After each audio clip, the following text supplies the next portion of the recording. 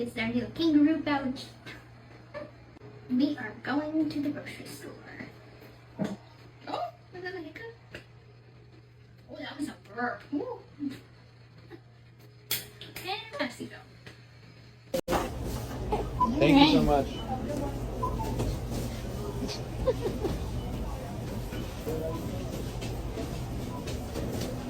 Gypsy Rose cut her hair today, and I believe the reason why she did it is because it came out that she is a child predator. Okay, so I'm at the salon right now, and I am about to do something drastic and different with my hair. So I think I want to go shorter. And did she ever? This is Gypsy's new haircut. She chopped it into a really short bob, and I absolutely think it looks fantastic on her. I'm just like you, Barb, you're just like me. There's somewhere else we'd rather be. Somewhere that's ours, somewhere the dreams come true. Yes, I am a girl like you. You'd never think that it was so. But now I've met you and I know it's plain as day, sure as the sky is blue, that I am a girl like you. Ryan Anderson went live tonight, and he still claims that Gypsy Rose's family is keeping her from him. He also said that Gypsy was pushed and dragged out of their marriage. Guys, all I know is I did deserve better, and she was right in that interview. She did give up on her marriage too soon. She did. And she was pushed. Honest to God, she was pushed. She was pushed and dragged and, see, watch the clip again of her packing up and leaving, Christy is sitting there constantly going, hurry up, hurry up, hurry up, hurry up, hurry up, hurry up, hurry up before he gets back, hurry up, hurry up. And they've kept her from me. That's the truth, guys. It's what it is. I mean, it's true. Is it me, or is this just getting old at this point?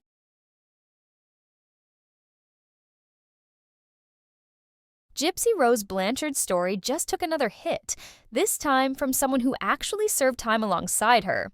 Nadatha Walker, a former inmate at the same facility, isn't just calling Gypsy out. She's putting her on blast for what she claims are outright lies. And she didn't stop at words. She went straight to the source, dialing up Chillicothe Correctional Center to fact-check Gypsy's claims on record. So what did she find? Let's just say Gypsy's version of events isn't holding up. It all started when Gypsy claimed she was denied mental health support in prison, a claim that didn't sit right with Nadatha. Instead of letting it slide, she took matters into her own hands, picking up the phone and going straight to the facility's mental health department. When she pressed for a direct answer, do inmates have access to therapy and mental health services? The reply came without hesitation. Absolutely. No restrictions, no exceptions. The kind of definitive statement that leaves no room for doubt, but also raises eyebrows. After all, in a system often criticized for its gaps and shortcomings, such a sweeping assurance feels almost too good to be true.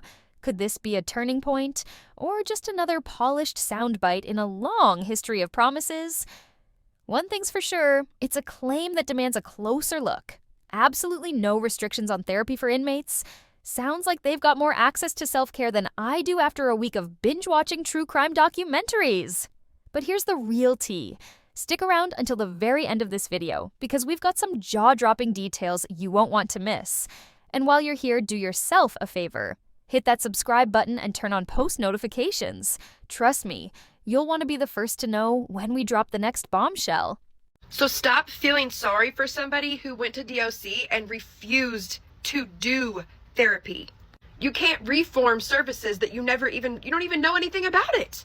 I mean, you made up a scale from 1 to 5. Is 5 just your MO? That's just where you go? You know what I'm saying? I was on the phone for 5 hours with Ken, so I know he wasn't, the scale was from 1 to 5. What's up with you and 5s? Just a good number to use in your lies, I guess. If you don't know the specifics about what we're trying to change in the system, and you're just out here pretending and making things up, you're actually setting us back, because we could have somebody that's in your spot right now talking about the things that are actually going on and in depth and in detail and being more specific and being put in the right rooms with the right people to actually make a change and make a difference. And you're actually harming the cause, not helping the cause. So either educate yourself, start getting plugged in with advocacy groups, know what you're talking about, or kindly sit down and shut up and stop lying. But like I said, I'm not done. Nadatha wasn't just looking for a simple yes or no answer. She wanted details. She specifically asked whether mental health services were only for those with severe conditions, or if they were available to anyone who felt they needed them. The answer couldn't have been clearer.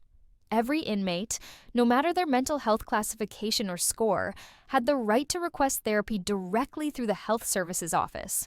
This policy, while seemingly straightforward, opens up a deeper conversation about accessibility, mental health support, and the realities of life behind bars. But the question remains, how effective is this system in practice, and what challenges do inmates face when seeking the help they need? Nadatha wasn't about to let the conversation end there. With the tenacity of a journalist who knows there's more to uncover, she pushed harder, asking the burning question, have inmates ever been turned away or denied access to therapy? The response was immediate and unequivocal. Absolutely not. But was that the whole story, or just the tip of the iceberg? Stay tuned, because this revelation is about to take a dramatic turn.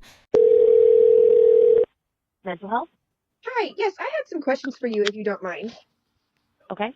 How does the system work there? I have just some questions about it. Now anyone can attend mental health services, correct?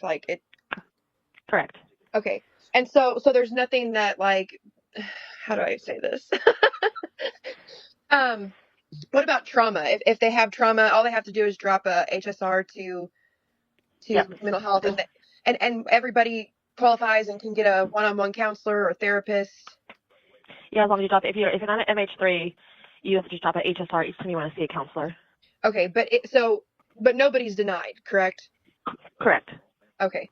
So that's just my question. I've been there before, actually, and I know this to be true. 1 minute, Gypsy Rose Blanchard was telling the world she didn't need therapy in prison. Now she claims she was denied access to mental health care altogether. So, which is it? Because according to official records, therapy was available to any inmate who requested it. Other prisoners confirmed they had no issues accessing these resources, and Gypsy herself never complained about being denied therapy, until now.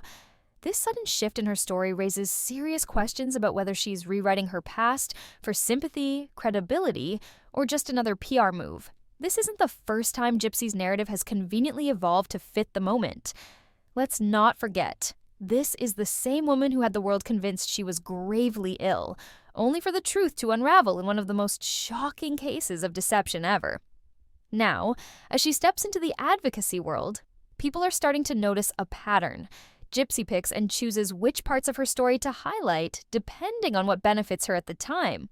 Behind bars, she boldly declared therapy wasn't on her agenda. Her sights were set on earning her GED, and that was that.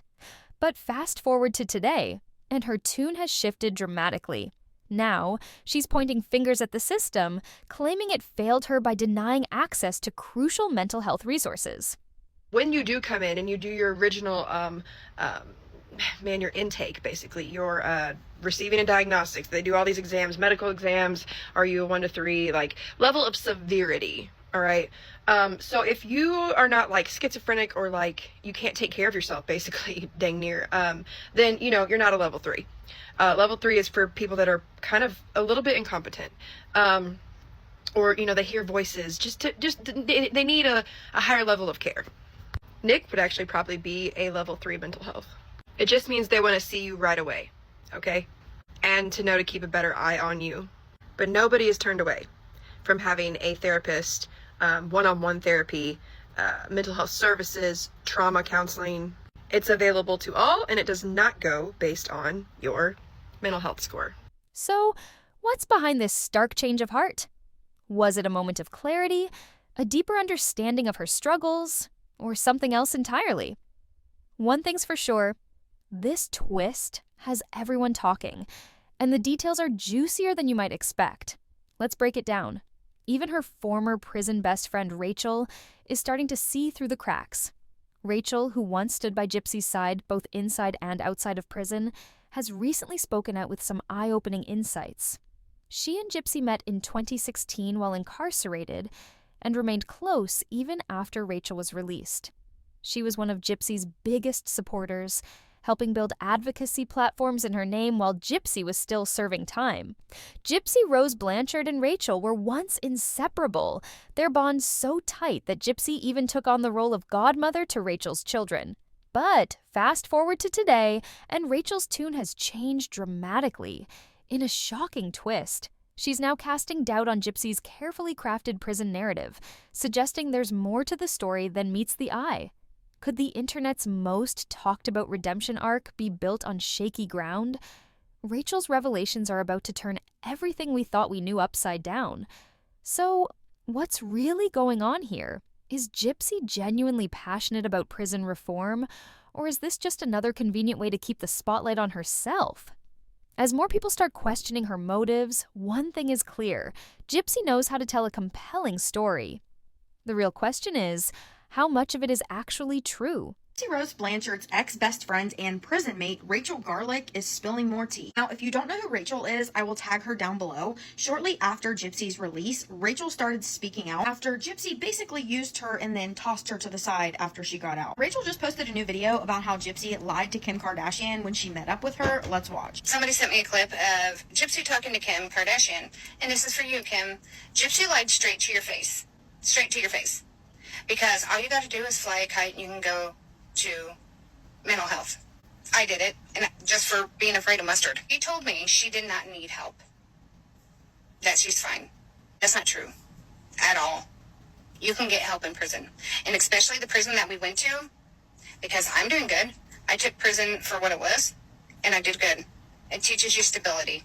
She even got in trouble for tricking men while she was there. Rachel, who had spent years fiercely defending Gypsy, suddenly found herself cut off. No explanation, no warning, just discarded like she never mattered. At first, Rachel chose silence. She had been one of Gypsy's biggest supporters, working behind the scenes to help clean up her public image. But then, she saw something that changed everything. Gypsy, sitting across from Kim Kardashian, pushing a false narrative about prison reform, claiming she was a victim of a broken system. That was the final straw. Rachel knew firsthand that mental health services were readily available in prison. She had used them herself. In fact, therapy was so accessible that she even got counseling for something as trivial as a fear of mustard. If something as seemingly small as that could be resolved so easily, it begs the question, why didn't Gypsy, who has openly shared stories of enduring unimaginable trauma, seek out the same resources? Was it a matter of access, awareness, or something else entirely? Or perhaps, did she simply make the choice not to? The answer might not be as straightforward as it seems, and that's where the real intrigue begins. So Rachel is on TikTok. I will tag her. But she and Gypsy met when Rachel was incarcerated with her. This was in 2016. They became really good friends. When Rachel got out, Gypsy asked her to make a TikTok account so that Gypsy could communicate with her supporters. So Rachel would do like Q&As with Gypsy, where supporters would ask questions. She would send the questions to Gypsy, and then Gypsy would respond, and Rachel would post those in videos. She also shared some pictures back when Gypsy and Ryan were first in their relationship. When Rachel was out on parole, she tried to go visit Gypsy, but her request to see her got denied. So instead, Rachel allowed her husband and children to go visit Gypsy while she was still incarcerated so that she still felt support. And Rachel's children were actually Gypsy's godchildren. Rachel stopped posting because Gypsy asked her to. Gypsy allegedly said followers and supporters don't really matter because when she gets out of prison, it's going to be all about making money. Now, allegedly, these supporters were also writing to the parole board in support of Gypsy getting parole. And Gypsy was also getting donations from supporters for Rachel, right? Rachel, excited she was for doing how she was like going on. She was invited, Gypsy was smart, and then all of a sudden was uninvited. And that was what enraged Rachel the most. Not just the lie, but the calculated manipulation. Gypsy wasn't denied therapy. Rachel had witnessed her make choices, had shared conversations with her, had seen the truth up close. For Rachel, A key figure in Gypsy's tumultuous past, watching the world embrace this rewritten history was too much to bear. The truth, she knew, was far more complicated and far darker than the version being sold. With the public hanging on Gypsy's every word, Rachel decided it was time to break her silence and pull back the curtain on the story everyone thought they knew. So I keep getting asked how I know Gypsy. We were in the same county jail together in Springfield, and I had read about her in the paper, and we just so happened to be on the same prison bus together. And I told her I wasn't right that I knew who she was and that she didn't know who I was. So she offered, kind of like in Forrest Gump, she's like, you can sit here if you want to. So we rode together to prison, and I got car sick, so she offered me her shoulder, so I slept on her shoulder. And then we spent like the next 5 months just getting to know each other, and we just kept in contact. I named my daughter after her. My brother was murdered a month before I got out, and if I wouldn't have had my friend, I probably wouldn't have came out a better person. She encouraged me to do better, and that's kind of how we know each other. For Rachel, this isn't just about being discarded as a friend. It's about Gypsy using a cause that thousands of people dedicate their lives to. Real prison reform work isn't just about talking in interviews, it's about action. It's about working with organizations, attending meetings, writing policies, and actually helping incarcerated people. From launching buzzy makeup collaborations to flaunting her new public persona, Gypsy isn't just living her life. She's monetizing it. But as the world watches her rise to fame, one question lingers. Is this a story of redemption, reinvention, or something far more complicated? Buckle up, because this is one wild ride you won't want to miss. So where's the activism? Where are the reforms she claims to be passionate about? That's exactly what Rachel and others are demanding to know. What organizations is Gypsy a part of? What policies has she helped write? What meetings has she attended? Where is she volunteering? The answer? Nowhere. And that's exactly why Rachel is speaking out. With a fierce determination to uphold the integrity of real prison reform, this advocate is calling out the smoke and mirrors surrounding Gypsy's rise to fame. As the spotlight intensifies, the question looms. Will Gypsy's narrative serve as a catalyst for meaningful change, or will it be reduced to just another sensationalized spectacle? The battle for authenticity in the fight for justice is heating up, and the stakes have never been higher. Because true advocacy isn't about standing next to high-profile figures for photo ops or throwing around buzzwords in interviews. It's about putting in the work when the cameras aren't rolling. It's about sitting in on meetings, drafting policies, and working with people who have actually lived through the broken system. And that's the issue. Gypsy hasn't done any of that. Is she truly committed to the cause, or is this just another celebrity-driven PR spectacle? While her name has become synonymous with prison reform advocacy, critics are raising eyebrows, questioning whether she's put in the real work behind the scenes. Has she sat down with legislators to push for tangible policy changes? Has she engaged in meaningful, behind-closed-doors discussions about dismantling systemic issues? Or is she simply riding the wave of a trending social justice movement to polish her public image? The stakes are high, and the world is watching to see if her actions will match her rhetoric. Rachel is convinced it's all a facade, and she's not alone. More and more people in the advocacy space are starting to question Gypsy's motives. If she was truly invested in reform, she'd be aligning herself with real organizations, working with formerly incarcerated individuals, and actually putting in effort. Instead, everything points to her using this cause as a stepping stone to maintain her status and credibility.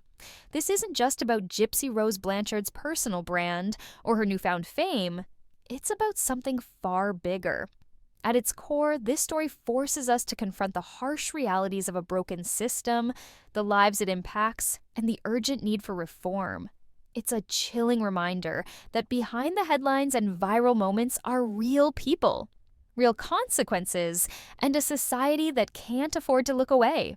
Gypsy has built her entire public image on carefully crafted narratives, always shifting her story to fit whatever benefits her most. But this time, the facts are working against her. Mental health services were available to her in prison. She just didn't use them.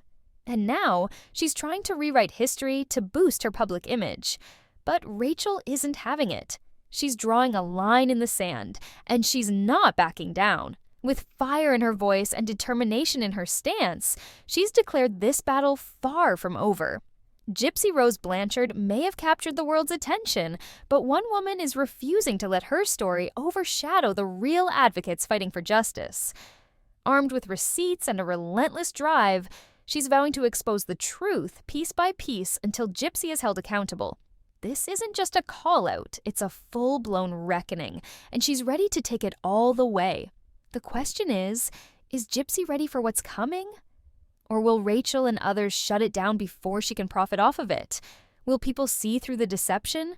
Or will Gypsy continue to capitalize on her past to stay in the spotlight? Let me know your thoughts in the comments. And don't forget to like and subscribe to stay updated. Because trust me, this story is far from over. People have had a lot to say about her newest haircut, especially because Gypsy has always made it such a big deal about having her hair cut for her as a young kid, similar to how she blamed her mother for the whole Disney princess obsession that she had, saying she didn't want to be obsessed with Disney and princesses, but goes and names her daughter after Sleeping Beauty, Aurora. So, I don't know. Now we've got Gypsy Rose Blanchard looking exactly like Casey Anthony, which is, quite an interesting turn of events. We know Gypsy has always said in the past how she hated how her mother forced her to have short hair all the time, and she's given multiple different reasons why her mother made her do that. It's kind of pointing that maybe Gypsy herself likes the short hair look. And I don't know if you guys remember or not, but whenever Gypsy and Ken broke up the first time, whenever they were engaged years ago, Gypsy said that she tried to get Ken back by chopping her hair off and doing all sorts of interesting acts in order to get his attention back to her. So I'm wondering if maybe something has happened and Gypsy is reacting by chopping off her hair, or maybe she was just ready for a new mama look. Nina is reporting on yet another shocking development, and this one is raising serious questions. Gypsy Rose Blanchard recently cut her hair, but many believe this isn't just about switching up her look. It's a calculated move to shift public perception.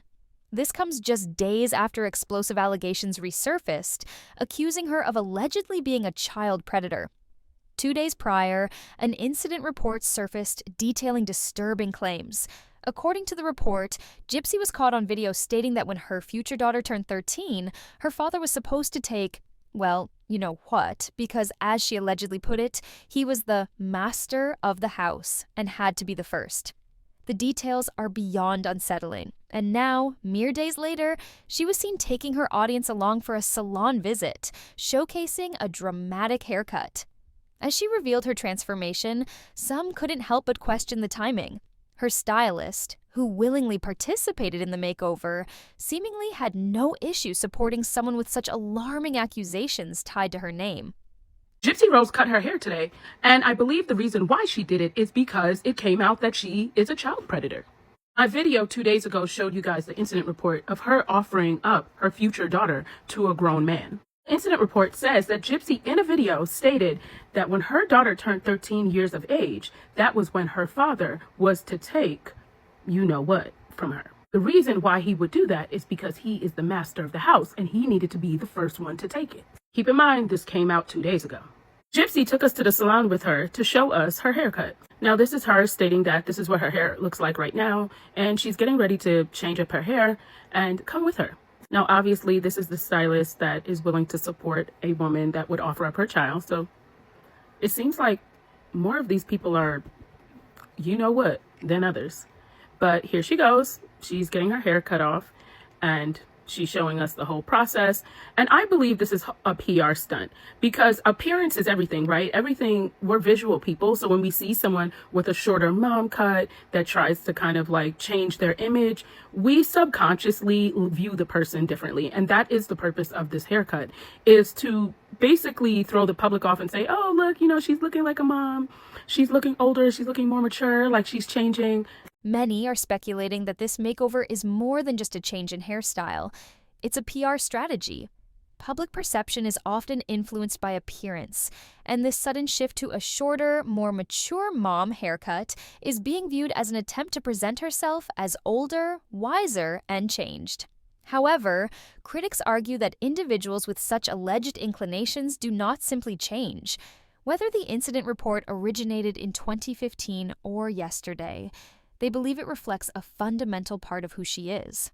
Adding to the skepticism, Gypsy has repeatedly claimed she was denied therapy while incarcerated, but those statements have since been debunked. Sources confirm that therapy was in fact available to all inmates at Chillicothe, directly contradicting her narrative.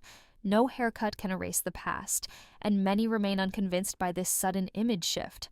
While Gypsy Rose Blanchard may be trying to reshape how the public sees her, the allegations remain, and as critics are quick to point out, the truth cannot be cut away.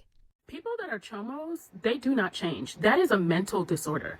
That is not someone that is going to change and not be like that. That is who she is. And whether that was a police report or incident report from 2015, that is the core of who she is. And at 23 years old, she was ready to offer up her daughter, and nothing's changed about her since. In fact, she was the one who denied therapy in prison and has been out here lying and saying that she wasn't even offered that. They wouldn't give it to her. She didn't qualify, which has been proven to be all lies because someone called Chillicothe and asked all those questions, and someone that was actually there with her just to verify, because she knew when she was there, everyone was able to get therapy.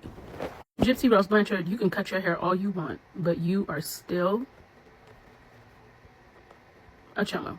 So, remember that wild rumor from last fall that Gypsy Rose was about to drop her own makeup line? Yeah, that one. It came just a couple of months after she went live with Jeffree Star and shared those viral bathroom makeup tutorials. Everyone was super excited, thinking this would be her big beauty moment. But here's the twist. Gypsy didn't exactly get the support she probably expected from Jeffree himself. In fact, it seemed like there was a little radio silence on his end, which had fans scratching their heads.